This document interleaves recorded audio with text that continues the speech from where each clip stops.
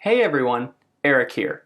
In this video, we're going to learn about what is the cash flow statement, why it's important, and how to read one by walking through a real-life example. By the end of this video, you will feel confident interpreting cash flow statements on your own. Okay, let's get started. So what is the purpose of the cash flow statement? The main basic idea behind this is that it tells us how much cash came into and left the company in the following ways. The first one is how much cash did the company generate from its core business, meaning the thing that it does. So if it's a law firm, how much money did it generate from its services and how much money did it pay its employees? The second way cash can come into and leave the company is where does the company invest its own cash? And the third way that cash can come in and leave the company is does the company have outside investors? Because if so, investors can be taking money from the company or putting money into the company. So with these three categories, we get a great understanding of what is happening with the cash inside of a company. Okay, so in order to understand the cash flow statement, we need to understand that there are three main financial statements we use to understand companies. So the first is the income statement. The income statement is a flow statement, meaning that it summarizes a period of time. The income statement just tells us about our operations. So imagine we're a lemonade stand. The income statement would tell us what was the revenue from the lemonade we sold, and how much did we pay for the lemons and the ingredients, and how much did we pay the employees. What it would not tell us is when we bought the cart, did we take out a loan to buy the cart, did our uncle invest in the company, etc. Any of these sorts of financing questions and investment questions, you don't see it on the income statement. So for that, we need to look at the balance sheet and the cash flow statement. So the balance sheet is purely a snapshot in a particular moment of what we own and what we owe. Nothing more. It doesn't tell us about the day before, and it doesn't tell us about the day after. And so the cash flow statement is, rather than being a snapshot, it's also a flow statement. It tells us about a period of time. But the cash flow statement tells us about the cash that came into the company and the cash that went out of the company. And this, of course, includes our operations, like our lemonade stand, but it also includes things outside of the operations. So any changes in what we owe and what we own over periods of time. So it converts the balance sheet into a flow statement. The cash flow statement itself doesn't tell us the specific operational details about the lemonade stand, but it tells us about financing, it tells us about things we invested in, and it gives us a good overall picture of the capital situation of the business. So the cash flow statement is organized into three sections, and these three sections tell you everything you need to know about cash. The first section is called operating activities. This is the cash generated or used in the operations of the company. So this is just to deliver the core product or service. The second section represents the investing activities. So anything the company is investing in, any assets, any acquisitions, things like this is a big use of our cash. And so we need to know what the company is buying. The third section is financing activities. So these are any outside investments coming into the company. So this is debt raised, or maybe we're paying off the debt, any new equity raised, anything related to outside financing of the company is going to be a big source and use of cash for the company. And between these three, you can get a full snapshot of where all the cash came from and where all the cash went. Okay, now that we got through the high-level basics of the cash flow statement, let's look at a real example and practice interpreting the cash flow statement to try to understand what is the overall financial health of a company and what do its operations look like. First off, if you like this content, please like this video now. Subscribe to my channel. It would really help me out, and I'll keep making content like this. Okay, so this is a marketplace e-commerce company, some sort of online business that looks like Amazon that hosts inventory and sells online. So you'll see here on the cash flow statement that we have our three sections. We have operating activities, then we have our investing activities, and then we have our financing activities. So let's look at the business's operations first, and this will tell us how much cash did the business generate or use in its core operations. And a lot of times they put starting cash at the top so you have a reference point when you start seeing some of these cash metrics below. So we always start with net income because we're trying to take net income, which is a non-cash metric from the income statement, and reconcile it so we can basically calculate how much actual cash did we generate from the company. So we start with net income, and then we start adding back things that are non-cash expenses because they didn't actually cost the company any money. So first off, stock-based compensation. That doesn't cost the company any money. We can just give that out for free. So wherever we made that entry, we're going to be adding it back to net income because it was actually free from a cash standpoint. Also, depreciation and amortization. This is something that we paid for in previous years, and we're just making this entry on the P&L based on the accrual-based accounting standards. So this is not cash out the door. So now that we've sort of reconciled net income to net cash, you can see we actually generated here down below $4.2 million of cash flow. But there's also some other things from our operations that would increase or decrease our cash. First off, now we're looking at our operating assets and liabilities. So inventory.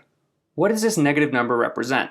It means that we built up our inventory and spent cash doing it so that we can then sell it. So this is actually a reduction in cash, but on the balance sheet, you would see this is an increase in inventory. Then accounts receivable. This, again, is on the balance sheet an increase in people who say they're going to pay us in less than 30 days. But ultimately, that's cash that we did not collect, so that reduces our cash flow. Accounts payable. This is an increase in the amount that we are supposed to pay other people within the next 30 days, but we haven't paid yet. So this is cash that we've kept because we haven't paid it. So this is cash positive. And finally, deferred revenue is unearned revenue. So it's basically people have paid us for something and we haven't given it to them yet. So we're sitting holding their cash, waiting to deliver the product or service. So when we make all these adjustments to net income, we see that in the core operations of the business, we generated $4.2 million in cash from our operations. And in the subsequent years, you see this number increasing based on the exact same calculations.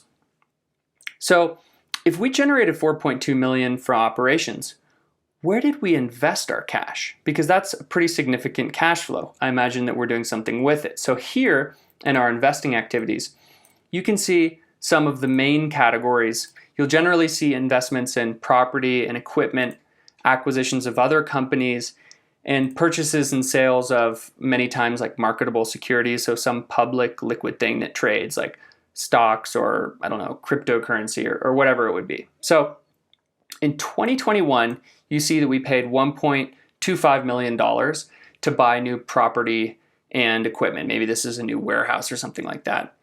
We didn't make any acquisitions, and then we bought $125,000 of securities.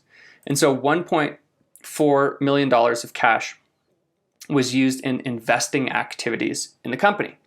But in 2022, you see something more interesting happen. So we bought some property and equipment, and you can see $12 million went out of the company. This means that we made an acquisition, a $12 million acquisition of another company.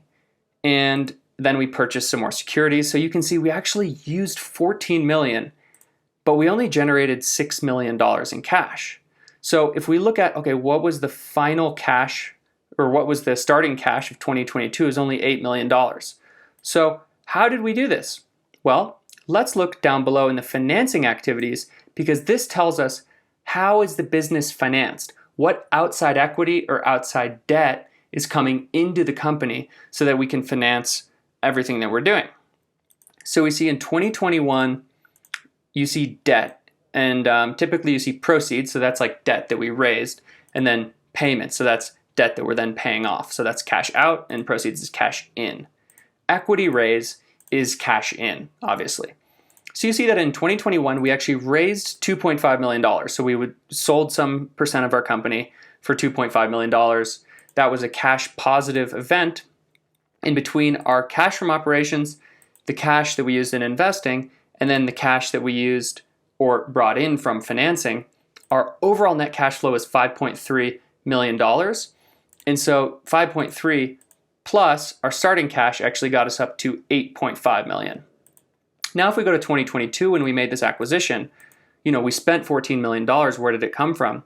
Here you can see we actually raised $5 million of debt. So we brought $5 million of new debt into the company along with the equity from the previous year. And then we immediately started paying our debt off, say, after we made this acquisition. And you can see that our financing brought in $4.34 million into the company. And that made it possible for us to make this $12 million acquisition because net, after all of our operations, all of our investing and all of our financing, actually we only reduced our cash by $3.8 million. So that we finished the year with $5 million in cash. And then in 2023, we would know this based on our projections and our financial model that we go back to being positive. So we're generating $7.4 million from operations. We're investing less than $2 million in sort of assets and things like this. And then we're paying $1.4 million off of the debt. So we generate a $4 million positive cash flow and our cash balance continues to go up. We made the acquisition and the company's healthy. The last thing I want to talk about is free cash flow. I put in a note here that this is the king of all cash flow metrics. Why? So this isn't something that's typically on the cash flow statement, but it's a metric you'll hear a lot when people are analyzing big companies, small companies, any companies. And this is because the cash generated from your operations doesn't exist in a vacuum. In order to operate your company, you need to invest in property, equipment, make acquisitions, all this stuff. So when you take your operating cash flow, you can't ignore the investments that are critical to building your company. So if you take your operating cash flow and you subtract the cash that you used for investing, then you have the real cash that the company has left over, and that is called your free cash flow. And your free cash flow means this cash flow is free to do anything you want with it. If you want to pay yourself a dividend, if you want to buy 1,000 gallons of ice cream, if you want to, you could do anything you want. And as the owner, this is really, if you have negative free cash flow, you're in trouble. Maybe for 1 year or another year, you'll have negative free cash flow, and that's okay. But if your business consistently does not generate positive free cash flow, you're going to have a problem financing the whole thing. So sometimes companies can generate short-term periods of negative profitability or something like that. But if your free cash flow looks good, the company is going to look great. And tech companies that turn these sort of break-even net profit margins, a lot of times are doing this because they have these massive depreciations, which can reduce the net income and reduce the amount of taxes they have to pay, companies like Amazon. But then they turn these huge free cash flow margins, which allow them to finance acquisitions of other businesses and warehouses and offices and build their companies really, really, really fast. So something to keep an eye on. If you found this content valuable, please subscribe and click the alerts notification, like this video, and leave me a comment below to let me know what you liked or let me know what you want to see next. And also, check out my online courses if you need to improve your Excel and finance skills. Okay, that's all for today. Thanks for watching, and I'll see you in the next video.